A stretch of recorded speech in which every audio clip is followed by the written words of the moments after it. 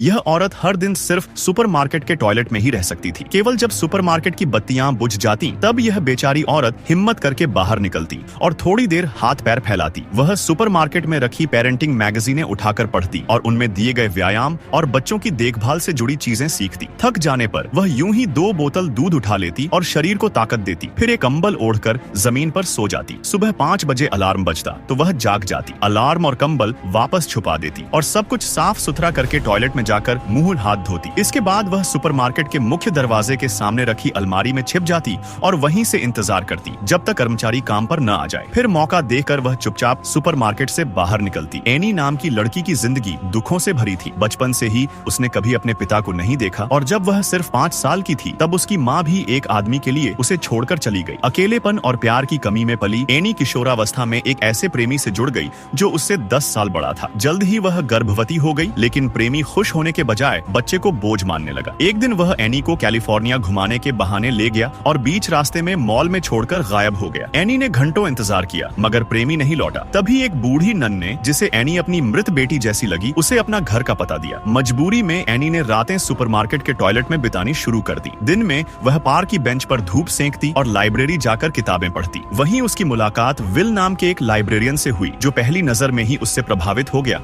और चुपके से उसका ख्याल रखने लगा। गर्भावस्था के आखिरी दिनों में एनी ने सुपरमार्केट में ही बच्ची को जन्म दिया। दर्द और अकेलेपन से जूझ रही एनी लगभग टूट चुकी थी मगर किसी अनजान मददगार ने उसे अस्पताल पहुंचाया। वहां उसे पहली बार लोगों की सहानुभूति मिली। मीडिया ने उसकी कहानी दिखाई और लोग उसकी मदद के लिए आगे आए। इस दौरान उसकी माँ भी लौटी, लेकिन उसका असली मकसद दान में मिले पैसे हथियाना था। भोली एनी ने पैसे माँ को दे दिए मगर अगले ही दिन माँ ने भी उसे छोड़ दिया। इस बार नन ने उसे सहारा दिया और अपने घर में जगह दी। धीरे धीरे एनी की जिंदगी संवरने लगी। उसे सुपरमार्केट में नौकरी मिल गई, अस्पताल की नर्सें उसकी दोस्त बन गईं और विल उसका सबसे बड़ा सहारा बन गया। उसने विल को अपनी बच्ची का गॉड फादर बनाया। एनी को फोटोग्राफी में रुचि थी, इसलिए उसने पढ़ाई शुरू की और अपनी बेटी के बचपन की तस्वीरें कैद करने लगी। 3 साल तक उसकी जिंदगी सुखमय रही, लेकिन अचानक आई आंधी और टॉर्नेडो ने सब कुछ छीन लिया। नन की मौत हो गई, घर और सुपरमार्केट उजड़ गए और एनी फिर से बेघर हो गई। सौभाग्य से नन की छोड़ी विरासत और बीमा की रकम एनी को मिली। उसने नया घर बनाया और मेहनत से फोटोग्राफी में नाम कमाना शुरू किया। उसकी एक तस्वीर ने उसे मशहूर बना दिया और वह प्रोफेशनल फोटोग्राफर बन गई। अब वह अक्सर बाहर शूटिंग के लिए जाती और बेटी की देखभाल विल करता। दोनों का रिश्ता गहरा होता गया, लेकिन एनी उसे दोस्त से ज्यादा मानने की हिम्मत नहीं कर सकी। उसे लगता था कि उसका अतीत